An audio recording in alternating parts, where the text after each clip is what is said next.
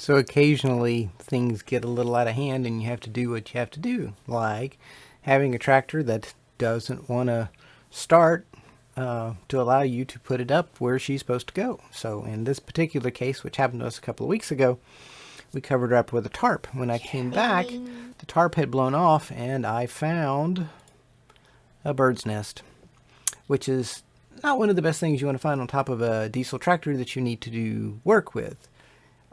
You can see the tiny little eggs, and they're very speckly. These were chickadee eggs, or are chickadee eggs. And we couldn't leave the nest where it is. I had to get the tractor running so we could do work. So we had to move it. But I understand the repercussions of moving a nest, so we were very cautious and careful with everything that we did. And right next to the tree, right next to the container, right next to the tractor, right next to the container, there is a tree, probably 4 feet from the top of the tractor. And I built this contraption, kind of similar to a climbing tree stand. That way I'm not attaching anything to the tree. And this is all reclaimed lumber from where they built the form for the shop, for the concrete pad. And it's all screwed together very, very quickly. And then this is, if you notice that the top of the nest has a fairly large hole in it because it was covered with a tarp. So I decided to give her a little bit more of a roof. And this is a jug from hydraulic fluid. I had a couple sitting here at the base of the tree. This one was the most empty. I had the least amount of hydraulic fluid in it.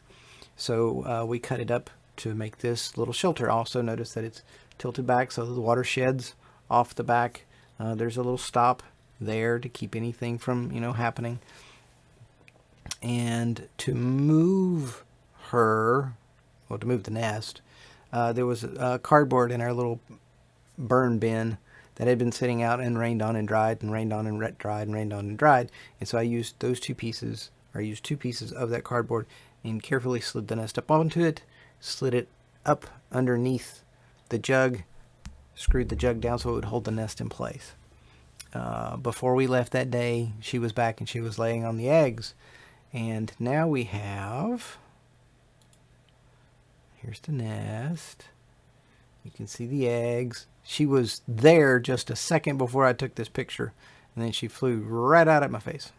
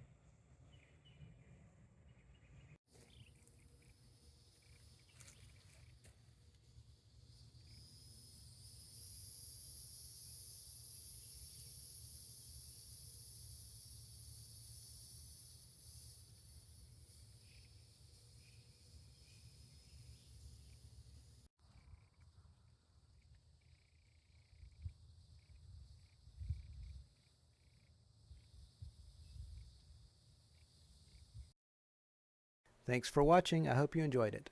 Too many hobbies, not enough time. It's a theme song, y'all.